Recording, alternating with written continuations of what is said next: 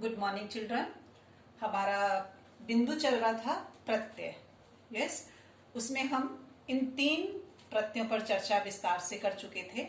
अब हमारे यहाँ पर बचे हैं आपका अय प्रत्यय और दूसरा आयन प्रत्यय और तीसरा आपका ई प्रत्यय। ठीक है, एक एक करके हम इस पर चर्चा कर लेते हैं।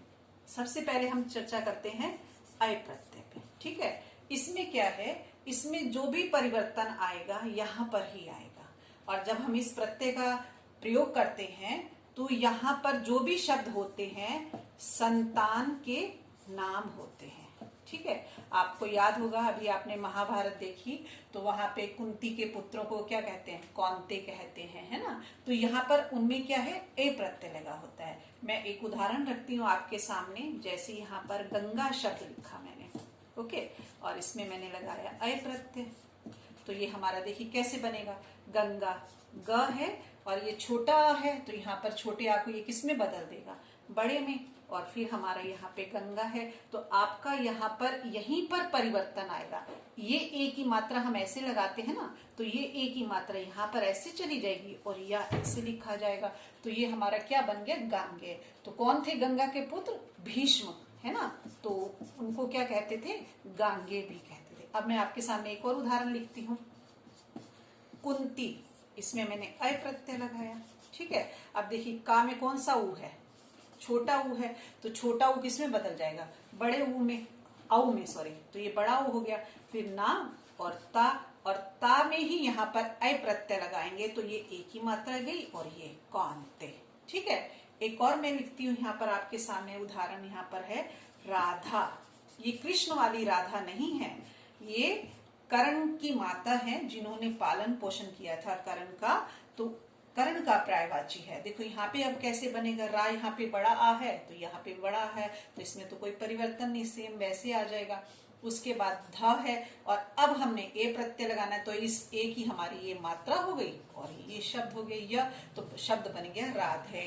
तो यानी कि कर्ण का पर्यायवाची और कर्ण की माता का नाम ही राधा था। अय प्रत्यय लगाने से क्या बना, राधे। तो यानी कि इस प्रत्यय के अंतर्गत कौन से शब्द आते हैं, वो शब्द आते हैं जो संतान के नाम होते हैं। ठीक है, तो ये आपका अय प्रत्यय हो गया। ये आप देखो प्रत्यय के कॉन्सेप्ट आपको आते होंगे, आपका कॉन्सेप्ट क्लियर होगा तो आपका प्रत्यय कभी गलत हो ही नहीं सकता। ठीक है, यहाँ पर अब दूसरा है हमारा ई के ऊपर बात कर लेते हैं। ई प्रत्यय है। ई प्रत्यय में भी जब हम इसका प्रयोग करते हैं तो मैं भी यहाँ पे एक शब्द लिखती हूँ, सरथ। सरथ प्लस ई। ठीक है, अब देखिए सा है, छोटा है, छोटा है तो किस में बदल गया, बड़े में। तो यहाँ पे बड़ा आ गया, रा आ गया। फिर था है, था में हमने ई प्रत्यय लगाना है तो छोटी ई की मात्रा ऐसे आएगी तो सारथी। कुछ बच्चों की तो वर्तनी भी शुद्ध नहीं होती है, वो क्या करते हैं, था सारथी में बड़ी ई की मात्रा लगा देते हैं। लेकिन जब आप शुद्ध अशुद्ध पढ़ोगे तो वहां पे आपको पता चलेगा कि यहाँ पर छोटी ई भी होती है। ठीक है, अब इसके साथ मैं एक और उदाहरण आपका लिखती हूँ, वल्मीक।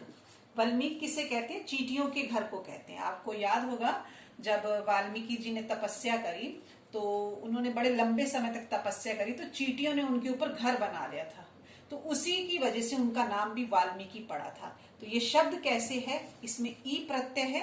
अब देखिए इसको हम जोड़ते हैं, वाह, छोटा है आ तो बड़े में बदल जाएगा तो यहाँ पे बड़ा आ गया।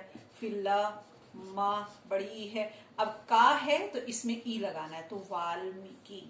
ठीक है, तो ये हमारा शब्द बना ई प्रत्यय के द्वारा। एक और मैं उदाहरण लिखती हूँ, आपने सुना होगा, सॉरी, प से है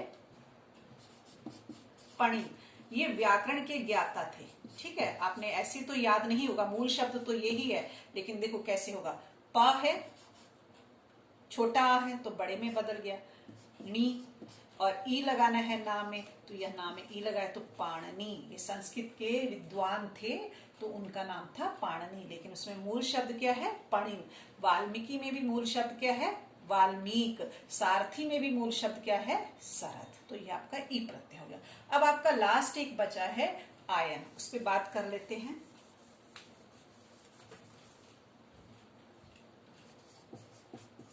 आयन प्रत्यय। ठीक है। जब हम इसका इस्तेमाल करते हैं तो यहाँ पर मैं आपके सामने एक उदाहरण लिखती हूँ, वात्सायन। ये थोड़ा टफ लगेगा, आपका मुश्किल हो जाएगा, लेकिन नहीं, जब इसको आप ब्रेक करके इसको अलग अलग करके टुकड़ों में हम देखेंगे तो आपका बड़ा इजी हो जाएगा। देखिए, वत्स, ये हमारा मूल शब्द है। वत्स में वा है ना, तो ये वा किस में बदल जाता है? आ में, तो ये वा आ रखा है। फिर उसके बाद क्या है हमारा? या प्रत्यय लगा हुआ है, क्योंकि या का क्या रूल है कि वो आखिर वाले लेटर को क्या कर देता है? आधा कर देता है। तो उसने यहाँ पे इसको आधा कर दिया। और फिर इसमें हमारा शब्द लगा हुआ है आयन। कहीं कहीं ये अयन भी होता है, ठीक है। तो कहीं आपको बहुत सारी किताबों में आयन और अयन मिल जाएगा, तो ये दोनों ही सही हैं। तो यहाँ पर हमारा क्या है, इस शब्द में, वत्स शब्द में 2 प्रत्यय लगे हुए हैं, य और आपका आयन, ठीक है। तो वात्सायन। एक और मैं उदाहरण लिखती हूं, नारायण, ठीक है। ये आप देखिए, इसका क्या होगा? नर, नार, ठीक है, और प्लस आयन। अब देखो, अब आप कहोगे नर तो पुरुष को कहते हैं, नार स्त्री को कहते हैं, लेकिन नहीं, आप जब साहित्य पढ़ोगे, नर और नार उसे कहते हैं जल और जल की धारा को। आपने नीर का पर्यायवाची पढ़ा होगा ना, पानी का नीर होता है पर्यायवाची, तो ये उसी से ये शब्द बना हुआ है, नर और नार। तो यानी कि नर मीन्स होता है जल और नार मीन्स होता है जल की धारा। और जल की धारा यानी कि कौन हुए? जहां से, जिनके जल की धारा को जो मार्ग देता है, अर्थात विष्णु। विष्णु के पैरों से ही तो गंगा का उद्गम हुआ। लेकिन नहीं, हम लोग क्या करते हैं, हमें, आपको याद होगा, हम लोग कहते हैं कि शिव जी की जटाओं में से गंगा निकलती है, लेकिन नहीं, वो विष्णु के पैरों से निकली थी, तो उनको विष्णुपति भी कहते हैं। तो वो तो गंगा का वेग इतना ज्यादा था कि वो उस वेग को एकदम यदि हम छोड़ते तो क्या होता, सीधा पाताल लोक में चली जाती, वो रास्ते में रुकती ही नहीं। तो फिर शिव जी से कहा गया और उन्होंने अपनी जटाओं में धारण किया। तो यानी कि यहाँ पर क्या हो गया, नर, नार प्लस आयन, तो यहाँ पर नारायण शब्द बना। तो ठीक है, ये हमारा यहाँ पर ये आयन के प्रत्यय के आप और भी उदाहरण पढ़ोगे तो आपको बहुत सारे मिल जाएंगे। बद्री है, मैं आपके सामने एक और उदाहरण लिख देती हूँ।